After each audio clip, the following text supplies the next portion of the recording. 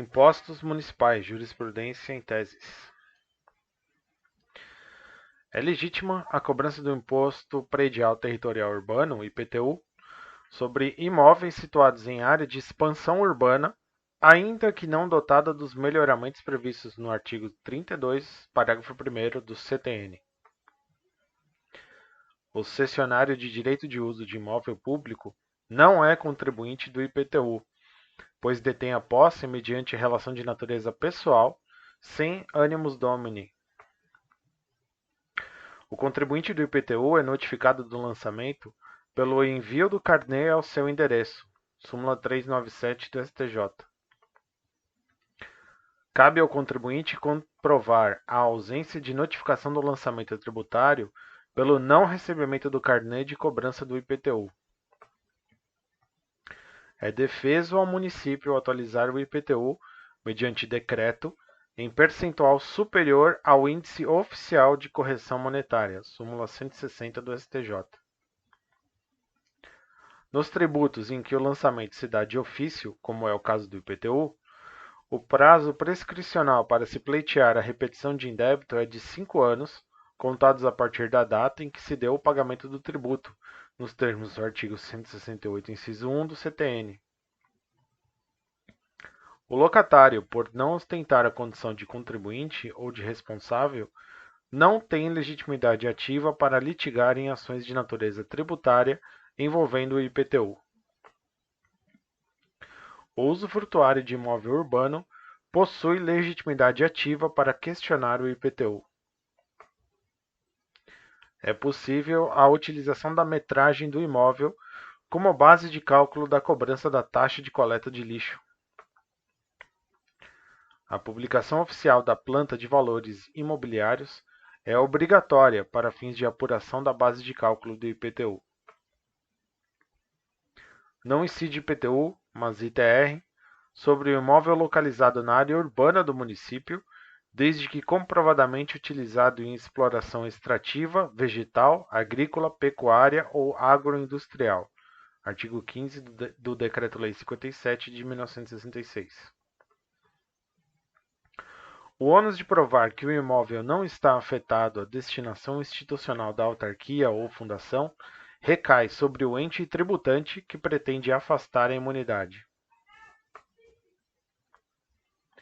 Ainda quando alugado a terceiros, permanece imune ao IPTU o imóvel pertencente a qualquer das entidades referidas pelo artigo 156-C da Constituição Federal, desde que o valor dos aluguéis seja aplicado nas atividades para as quais tais entidades foram constituídas. Súmula vinculante número 52.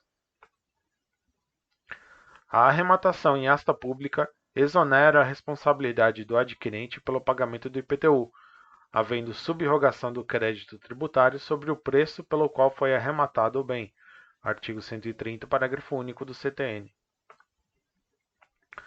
A previsão expressa no edital acerca da existência de débitos de IPTU sobre o imóvel arrematado transfere ao arrematante a responsabilidade pela sua quitação, o que não acarreta ofensa ao parágrafo único do artigo 130 do CTN. Cabe à legislação municipal estabelecer o sujeito passivo do IPTU. Súmula 399 do STJ. O promitente comprador de imóvel e o proprietário promitente vendedor são contribuintes responsáveis pelo pagamento do IPTU. O fato gerador do Imposto sobre Transmissão de Bens Imóveis, ITBI, é a transmissão do domínio do bem, não incidindo o tributo sobre a promessa de compra e venda, na medida que se trata de contrato preliminar que poderá ou não se concretizar em contrato definitivo, este sim ensejador da cobrança do aludido tributo. O valor venal do imóvel apurado para fins de IPTU não coincide necessariamente com aquele adotado para o lançamento do ITBI. O valor venal do imóvel para efeito de definição da base de cálculo do ITBI, no caso de alienação judicial, é o montante alcançado em asta pública. A listagem de serviços que constituem fatos geradores do Imposto sobre Serviços de Qualquer Natureza, ISSQN, anexa ao Decreto-Lei 406 de 68 e à Lei Complementar 116 de 2003, comporta a interpretação extensiva para abarcar os serviços congêneres àqueles previstos taxativamente.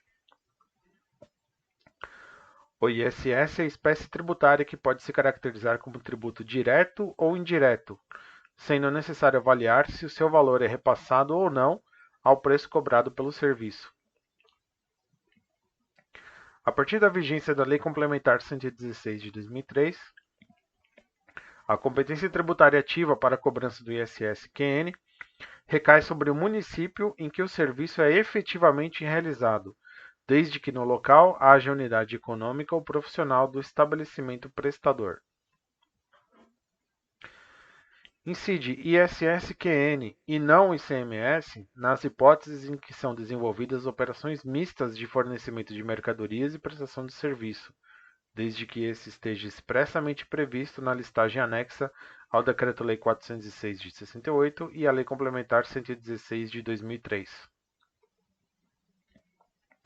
O tratamento diferenciado que assegura a alíquota fixa do ISS às sociedades profissionais, nos moldes do artigo 9º do Decreto-Lei 406 de 68, não foi revogado pelo artigo 10 da Lei Complementar 116 de 2003.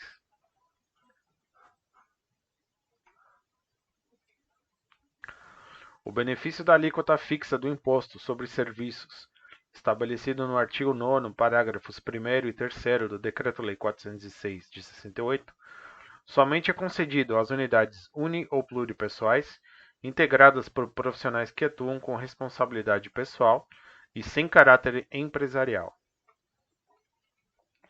A tributação fixa do ISS não alcança as sociedades constituídas sob a forma de responsabilidade limitada, em razão do caráter empresarial de que se reveste este tipo societário. As sociedades simples constituídas sob a forma societária limitada fazem jus ao benefício da tributação por alíquota fixa, desde que os seus sócios prestem serviços de forma pessoal e sem caráter empresarial.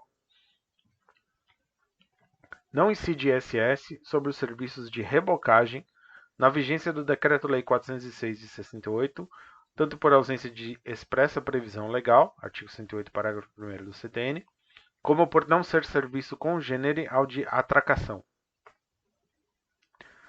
A base de cálculo do ISS-QN incidente na prestação do serviço público de transporte coletivo é o valor pago pelo usuário no momento da aquisição da passagem, e não o valor da tarifa vigente na data da sua utilização. O valor suportado pelo beneficiário do serviço, nele incluindo a quantia referente ao ISS-QN, compõe o conceito de receita ou faturamento para fins de adequação à hipótese de incidência do PIS e COFINS. É inconstitucional a incidência do Imposto sobre Serviços de Qualquer Natureza, ISS, sobre operações de locação de bens móveis dissociados da prestação de serviços, súmula vinculante 31 do STF. É legítima a incidência de ISS sobre os serviços bancários congêneres da lista anexa ao Decreto-Lei 406 de 68 e à Lei Complementar 56 de 87, súmula 424 do STJ. Não se aplica à prestação de serviços de registros públicos, cartorários e notariais o regime especial de alíquota fixa do ISS previsto no parágrafo 1º do artigo 9º do Decreto-Lei 406 de 68. A competência para o recolhimento do ISS, nas hipóteses de construção civil, é do município onde a obra foi realizada, independentemente do serviço ter sido prestado antes ou após a edição da Lei Complementar 116 de 2003. O custo dos materiais empregados na construção civil pode ser deduzido da base de cálculo do Imposto sobre Serviços.